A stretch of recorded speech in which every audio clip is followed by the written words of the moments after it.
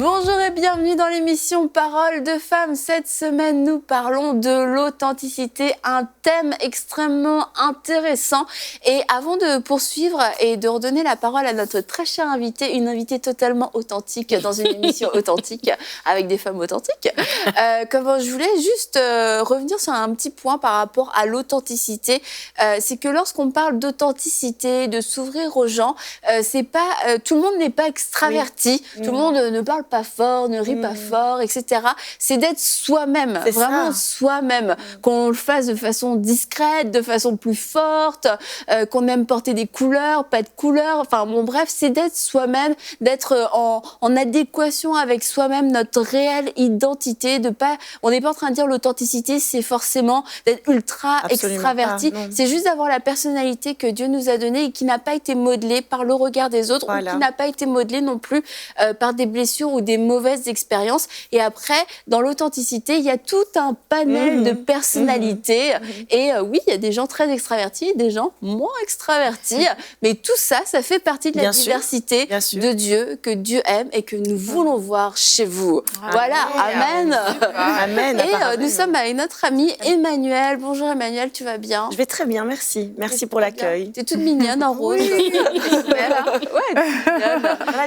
Et hier, j'ai fait une super présentation, donc je la referai pas parce qu'elle était trop bien. Mais il y a un truc que j'ai oublié de dire. Si vous connaissez Emmanuel, ou si vous ne la connaissez pas, elle est pasteur donc à l'église La Chapelle à Mons. Emmanuel aime trop les cadeaux. C'est important de le préciser. Absolument. Oui, elle aime vraiment. C'est vraiment pour moi quelque chose de très important. Les petits, les grands. Donc, tous ceux qui entendent, n'hésitez pas. Voilà, vous voulez Sentez-vous libre. Sentez-vous libre complètement de. Moi, je trouve ça trop cool parce que Emma, elle assume carrément le fait qu'elle aime trop les cadeaux. Oui. Il y a des gens qui disent ah non, moi. M'offrez rien. Non, offrez-moi. Moi, quelque chose qui ne veut pas gâcher mon anniversaire, s'il te plaît. Ça, c'est de l'authenticité, je trouve. Donc, c'est bon à savoir.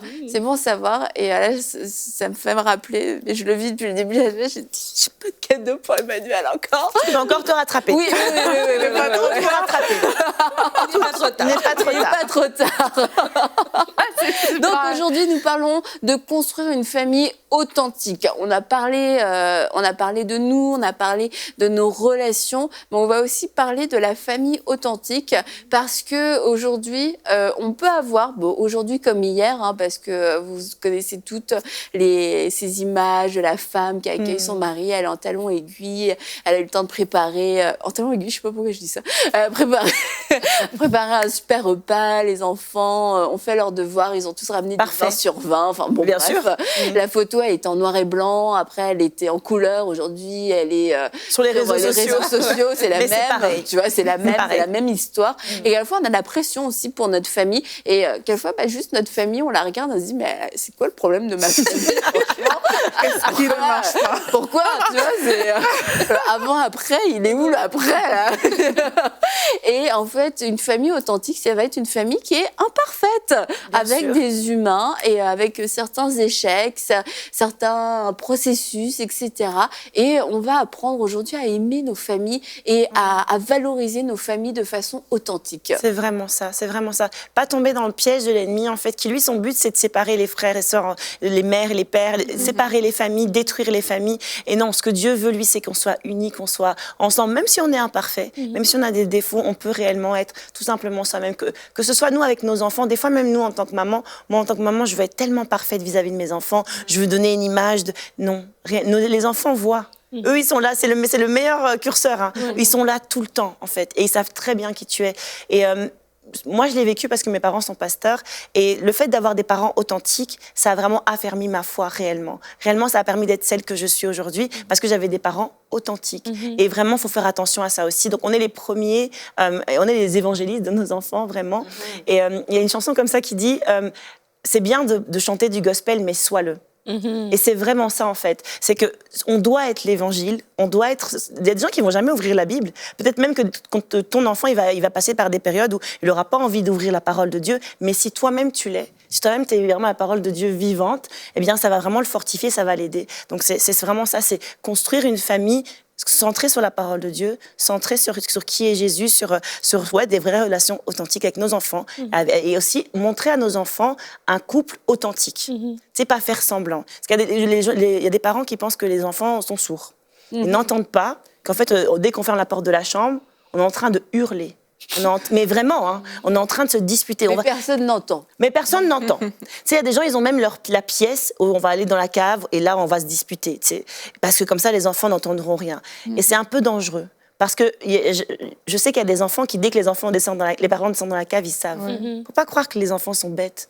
Les enfants savent, les enfants entendent, les enfants voient. Et donc, je pense qu'il faut juste être vrai. Je ne dis pas qu'il ne faut jamais se disputer. Ce n'est pas ça que je dis. Mais si on est vraiment renouvelé, si on est vraiment de vrais chrétiens, si Christ vit en nous, on ne va pas céder à des accès de je casse tout, de colère, Non.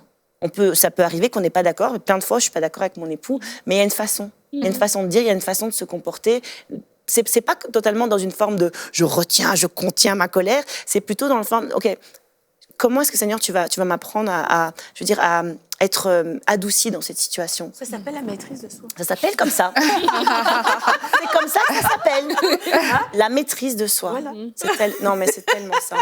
En fait, c'est ça d'aligner nos réactions à ce qu'on est en train de dire. Ouais. C'est comme ça, comme les parents qui disent « fais ce que je te dis, mais pas ce que je fais ouais. ». Ben, c'est ça, ça ne marche pas. Si tu dis, voilà, tu agis d'une certaine manière, mais tu es en train de dire à tes enfants, en fait, tu prêches plus ou tu montres plus l'exemple par la façon dont tu es. Et vraiment, je voulais juste rebondir à ce que tu as dit, Annabelle, parce que je crois qu'aujourd'hui, ou avant, peut-être aussi, on a une image de qu'est-ce qu'est la famille parfaite ou la belle famille, la famille idéale. Et du coup, on a du mal à être authentique envers nous-mêmes aussi, oui. En savoir que ben non, mes enfants c'est ça, ils sont comme ça. Mais oui. Mon mari c'est ça, notre maison c'est ça, tu vois. C'est pas la maison, voilà, avec le fauteuil blanc et puis là, tu vois, c'est ça ma maison. Et des fois on regarde des photos sur internet, voilà la famille, le papa il a la chemise bleue, la maman la chemise bleue, et puis tous les enfants ils ont la même chemise et puis c'est la... J'avoue, je le fais des fois. Je le fais des fois. Et c'est beau, mais si nous, on a du mal à se coordonner, mais c'est pas grave. C'est quand même notre. Mais ce qu'on ne dit pas, c'est qu'on a forcé les enfants derrière. À ce jour-là, c'est sûr que je pense pas que Sarah voulait mettre ces vêtements-là, mais voilà. Et je crois que même en tant que chrétienne, j'ai la pensée aussi, parce que tu parlais du témoignage de tes parents, j'ai la pensée aussi qu'il y a des gens, quand ils deviennent chrétiens, ils rejettent leur famille. Dans le sens où, tu vois, je suis devenue chrétienne, j'ai marié un chrétien, on a notre belle famille chrétienne. Et donc, ma mère, mes frères, eux qui vivent différemment, je ne veux pas m'associer parce que j'ai honte. Mais être authentique, c'est aussi de reconnaître d'où on vient. Être Bien authentique, c'est aussi aimer ces personnes qui sont différentes, qui peut-être ne marchent pas dans la même foi que toi ou qui ne parlent pas comme toi, ne fait pas, mais n'aie pas honte d'eux. Ils font partie de ton parcours. N'aie pas honte d'amener ton mari chrétien chez ta famille. N'aie pas honte, en fait. Et c'est ça aussi, être authentique dans la famille, c'est reconnaître aussi d'où on vient et tout ça. Tu me fais penser à... Ben là, je vais m'adresser peut-être aux plus jeunes. Il y a des enfants qui ont honte de leurs parents.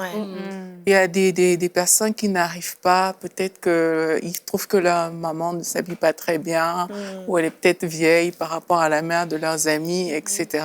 Et vraiment, vraiment, vraiment, ce qu'on dit est important, c'est qu'il ne faut pas avoir honte de sa famille. Et il faut en être fier, Mais en oui, fait. c'est surtout Parce ça. que Dieu nous a mis dans cette famille-là et il sait pourquoi. Et demain, il y a des personnes qui vont quitter nos vies, mais on est liés avec les gens de notre famille. Mais oui. C'est pour ça qu'on doit être authentique avec ces personnes-là, parce que c'est elles qui vous connaissent, c'est elles qui t'a vu grandir, c'est elles, en fait, qui te connaissent vraiment. Là où tu t'es ouvert jusqu'à un degré avec tes amis, mais il y a des choses que tu as choisi tes amis, en fait.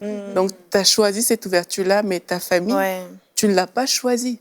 Et c'est des personnes, c'est un lien vraiment pour la vie, en fait. C'est pour ça qu'il ne faut pas avoir honte. Il faut pas... C'est vrai qu'il y a des cas difficiles, il y a des jeunes qui vivent des choses complexes avec leurs parents, mais ça ne signifie pas, comme je dis toujours, que la situation va rester la même, en fait. Et ça ne signifie pas que pour ces motifs, on doit arrêter d'aimer, mais on peut montrer le vrai nous, qu'on n'est pas d'accord, même avec une situation, mais vraiment être OK de ce que Dieu, il est en train de travailler, il est en train d'agir, et rester authentique avec ces personnes-là, c'est vraiment important. Vraiment, vraiment, vraiment, vraiment.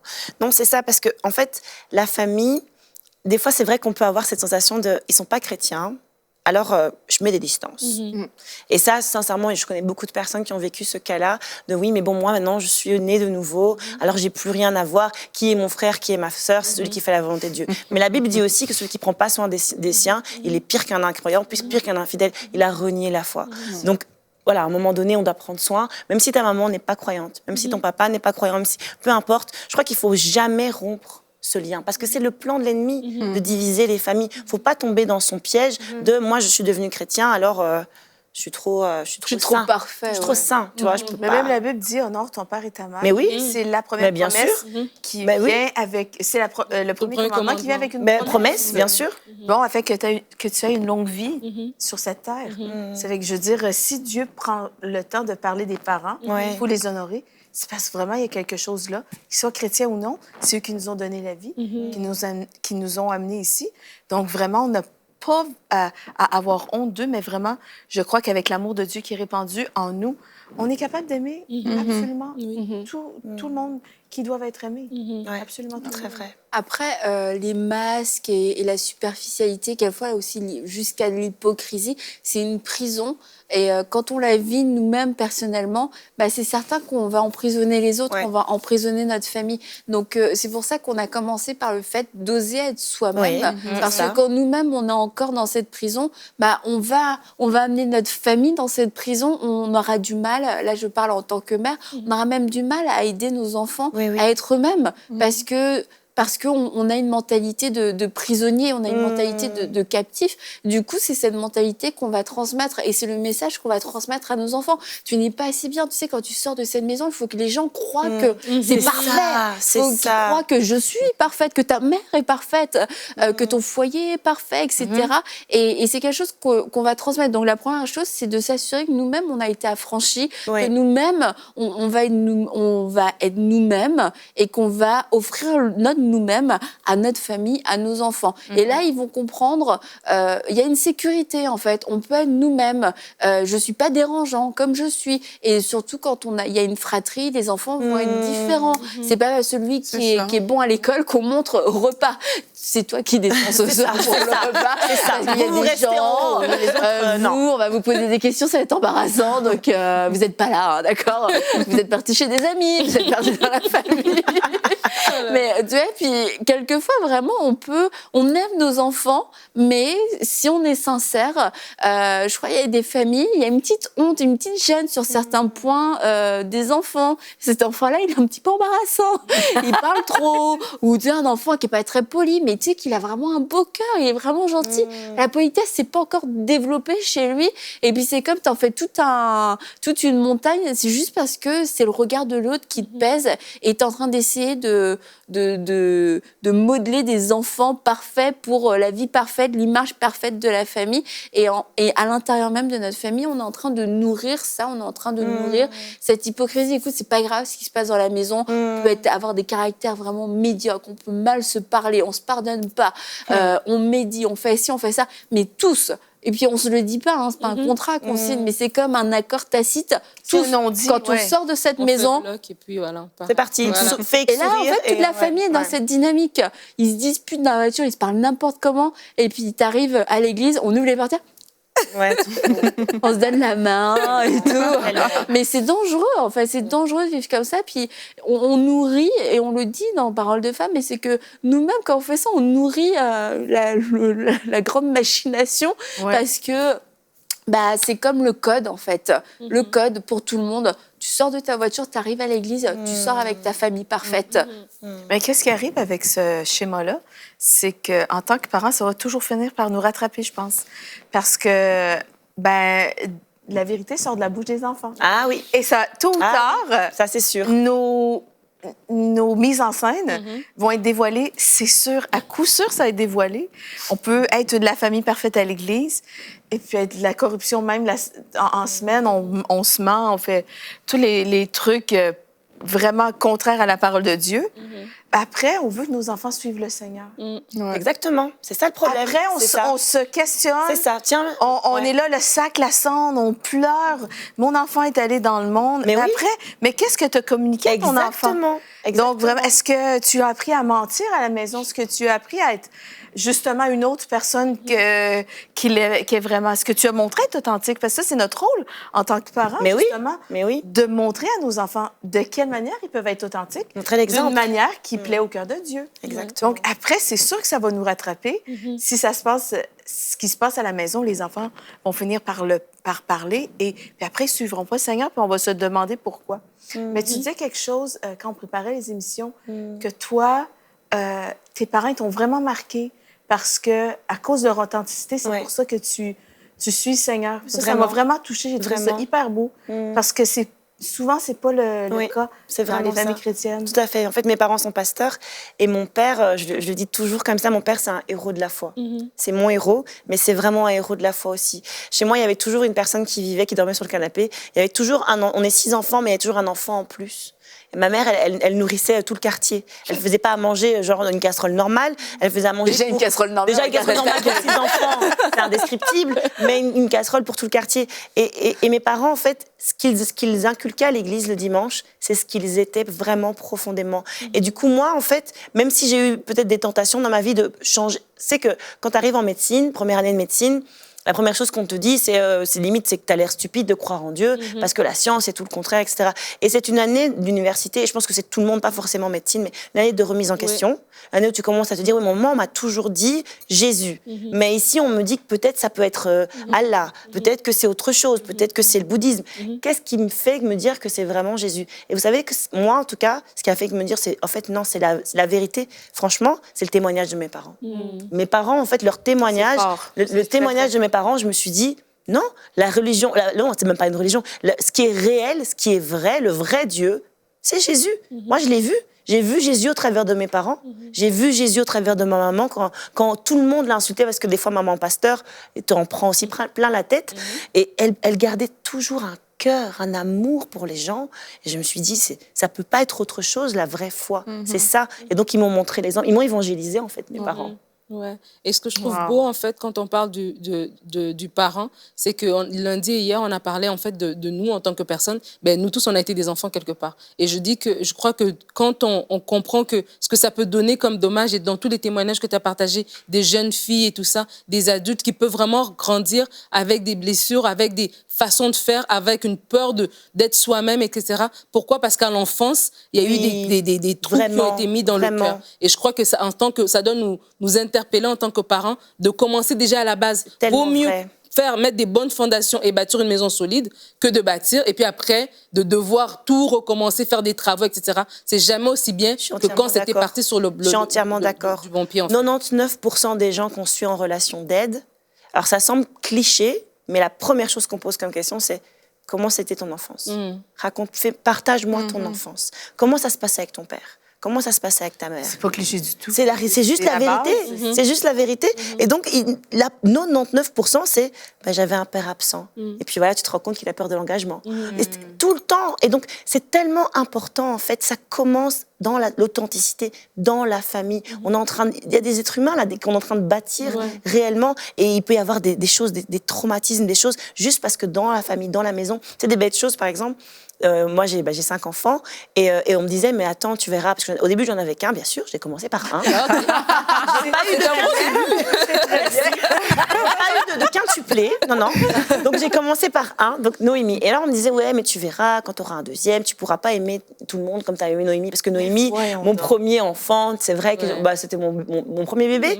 Et c'est vrai qu'après, j'ai commencé à croire ça, que je pouvais pas vraiment aimer les autres comme ça. Mais croyez-moi, il y a assez de place dans un cœur. Le cœur est extensible.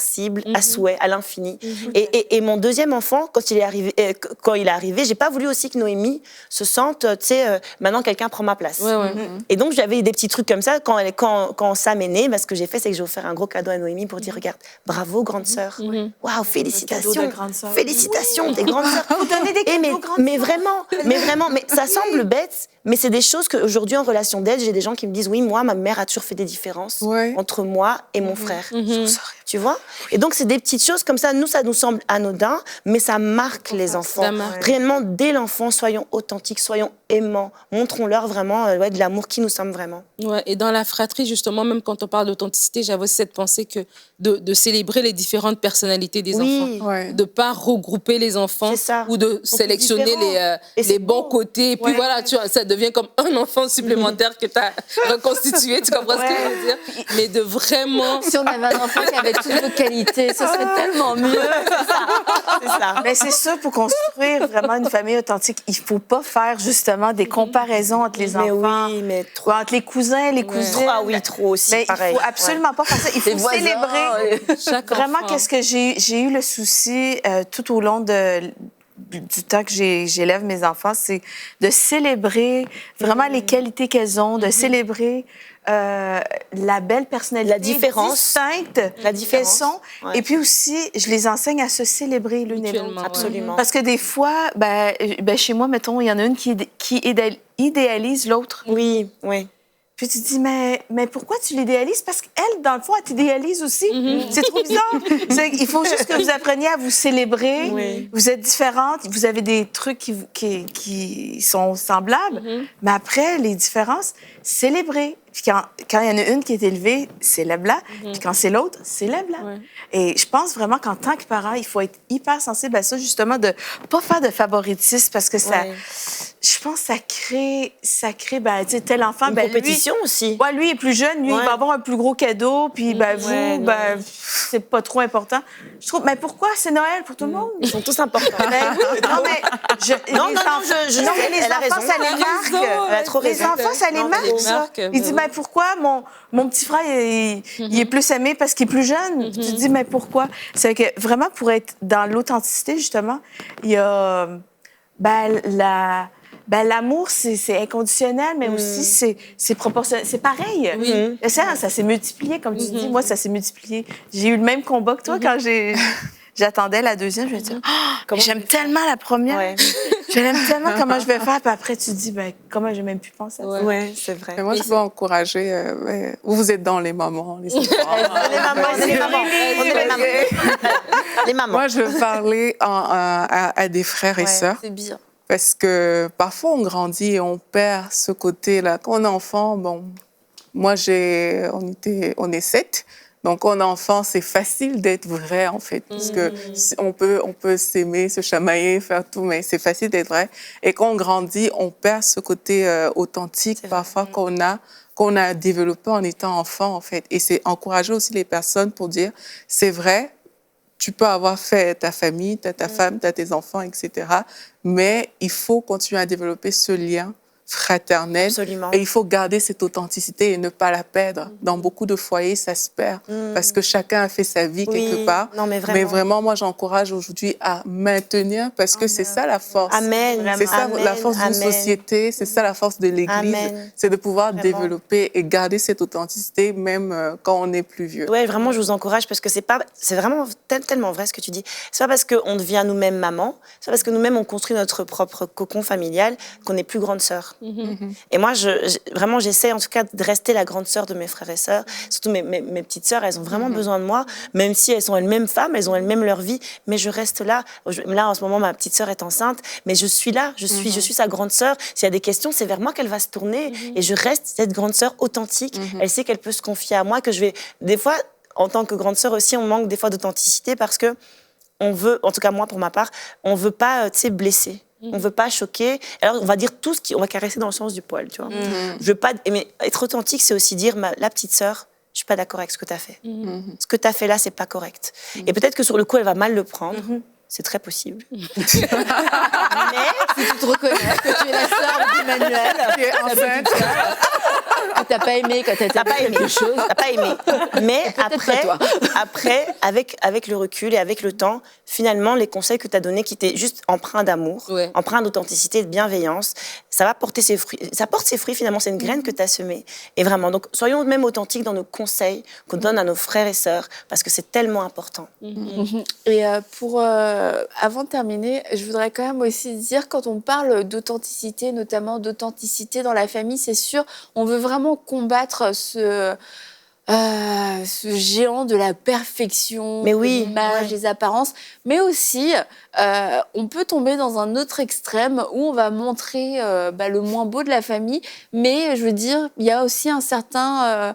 Il y a une pudeur. Il y a une pudeur à avoir. Ouais. On n'expose pas tout. Non. On n'est pas obligé de tout dire Non. parce qu'il y a des... C'est sûr, on a parlé, oui, il faut partager nos luttes et nos combats, mais quelquefois, on va exposer nos maris, on va exposer nos femmes, on va exposer nos enfants. C'est comme, non, il y a des choses, ça se dit Ça, je suis juste pas. d'accord. Bon, avant, C'est tu vrai. disais à la D'accord. voisine le répétait, voilà. Mais maintenant, aujourd'hui, tu peux le dire sur les réseaux et ta voisine est au courant, mais il y a toute la monde entier. planète aussi Ouais. qui est au courant. Et c'est de se dire, l'authenticité, oui, mais après, avec de la sagesse aussi, comme on l'a dit, on confie pas tout à tout le monde. On est vrai. On est vrai, mais c'est pas pour ça. Je sais pas, moi, ton enfant, il a fait pipi au lit et t'es là, tu vas l'écrire sur les réseaux, tu prends une photo, je sais pas quoi. Sa chambre en Ça, désordre et tu peux... Non, mais Ouais, vraiment. tu sais, c'est comme quelque part, ça fait du bien, tu vois, ce côté un petit peu authentique où on a cassé l'image de la perfection, Oui, mais on est comme allé vers un autre extrême où là, on montre un petit peu tout et n'importe quoi. Et du coup, ça devient pas édifiant, en fait. Et au contraire, ça peut pousser quelquefois à la négligence, ça peut pousser à régresser au niveau de notre propre sanctification, de nos propres standards, au niveau des fruits de l'esprit. Finalement, c'est normal quand t'es une maman, quelquefois tu craques, là, puis tu cries sur tout le monde. Tu sais, je veux dire, ça peut arriver, mais c'est pas la normalité. C'est pas normal, C'est bien c'est ça. d'avoir la liberté de dire, oui, moi aussi j'ai déjà crié sur mes enfants, oui, moi aussi j'ai déjà eu une mauvaise réaction, mais après d'en faire l'apologie, la publicité, genre, c'est ça, une vraie maman authentique, c'est une maman qui assume, qui pète un plomb tous les jours. Non, c'est pas vers ça qu'on veut aller. On veut le savoir que ça peut t'arriver. Ça peut arriver, mais c'est pas normal que tu sois comme ça tous les jours pas du tout. et que tu cautionnes ça. Donc c'est important quand même dans l'authenticité. complètement. On veut pas être dans la perfection, mais on veut pas non plus être dans normaliser ce qui n'est pas acceptable selon les critères de la parole de Dieu. L'authenticité, c'est s'encourager, mais ensemble, on veut avancer. Ensemble, ok, on a des faiblesses, on a des combats, mais on veut s'en sortir. Et on n'est pas là en train de se réjouir. Oh, une maman trop nulle, trop pourrie, on réagit toujours trop mal, c'est génial, toi aussi, moi aussi, allez. Et ça encourage le voyeurisme, tu sais, ça encourage le fait que les gens se disent, ah ouais, tiens, non, elle aussi, elle va pas bien. Non, je suis tout à fait d'accord avec toi, il faut faire attention, il faut être équilibré, en fait. Un chrétien, une famille, un chrétien authentique, c'est un chrétien qui a vraiment un équilibre, ni dans la perfection, ni dans l'excès de pas de perfection. Voilà. Tu veux l'ajouter, Nadine? Oui, juste rapidement, j'avais la pensée parce que Emmanuel parlait qu'en fait, quand on n'est pas authentique dans la famille, il y a de la zizanie, il y a la séparation. J'ai la pensée pour des parents d'enfants adultes. Et vos enfants sont adultes et vous n'avez pas des bonnes relations parce qu'en fait, il y a ce manque d'authenticité qui a commencé déjà dès l'enfance parce qu'il y a eu des préférences. Et c'est comme si l'enfant, lui, qui est marié, qui est médecin, qui a la maison, nanana, c'est comme l'enfant qui est plus élevé. Des fois, c'est inconsciemment, en fait, que l'autre enfant qui est peut-être dans une saison de chômage ou l'autre enfant qui a pas bien réussi. Et ça, en fait, c'est ça qui crée votre désordre, votre division. C'est pas une attaque de l'ennemi. C'est vraiment juste ramener ça. Et des fois, c'est des choses que dans la prière, Dieu va vous révéler que ça venait de l'enfance ou des choses qui ont commencé maintenant. Mais vraiment, j'ai vraiment cette pensée pour les parents d'enfants adultes, en fait. Merci Nadine. Alors recevez cette parole et puis demain on va se retrouver et nous allons parler de l'authenticité dans le couple dans Parole de femme.